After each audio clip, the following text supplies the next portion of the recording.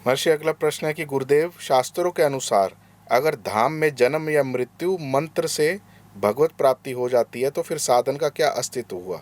इस जिज्ञासा का दोबारा से समाधान बोलना। करें। शास्त्रों के अनुसार अगर धाम में जन्म या मृत्यु हाँ, मंत्र से भगवत प्राप्ति हो जाती है, मंत्र क्या हुआ?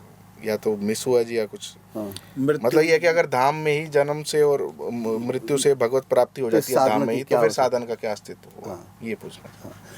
अब भाई साधन, धाम में रहना भी देखो बहुत बड़ा साधन है। धाम, नाम रूप लीला और धाम, चारों में से कोई एक पकड़ लिया आपने, चारों में से कोई एक साधन पकड़ लिया तो आप कामयाब हो जाएंगे। नाम या रूप, मतलब रूप का चिंतन मन से, नाम जीव से या मन से मानसिक, नाम रूप लीला, लीला का मतलब कथा, सुनते रहो पढ़ते रहो, उन कथाओं का चिंतन करते रहो, लीलाओं का मतलब, तो नाम रूप लीला, चौथा है धाम।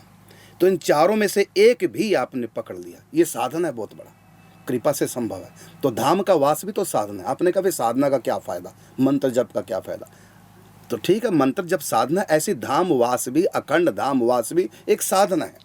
ये स्वतंत्र रूप से केवल धाम का कोई वास कर ले, या केवल नाम जप का कोई आश्रय ले ले, या केवल रूप ध्यान का कोई आश्रय ले ले, या कोई लीला चिंतन में डूब जाए लीलाओं में, तो चारों में से किसी एक का भी आश्रय ले लिया तो आपको भगवत प्राप्ति होगी।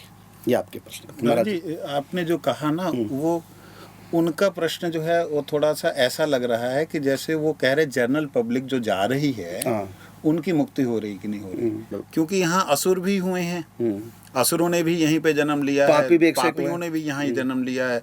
अब ये कुकर शुकर जितने भी जन्म हो रहे हैं, ये वो वही आवर्तन कर रहे हैं ना बार बार। और तो कहा ना कि जो यहाँ पाप करेगा यहीं का, लेकिन रहेगा ब्रज का, कुत्ता बिल्ली बन जाएगा, मच्छर बन जाएगा, कीट पतंग बन जाएगा, और लेकिन रहेगा भगवान की कस्टडी में, दूर नहीं भगवान करेंगे। और फिर धीरे धीरे यहाँ की जलवायु उसको छुएगी, धाम का प्रभाव, फिर उसको अच्छा मनुष्य जन्म मिलेगा, भक्तों घर में जन्म मिलेगा, फिर भक्ति करके अंत में तर जाएगा। मतलब क्रम मुक्ति की तरफ तो साधक चला ही जाएगा। चला ही जाएगा। तो इसी को कहते हैं मुक्ति।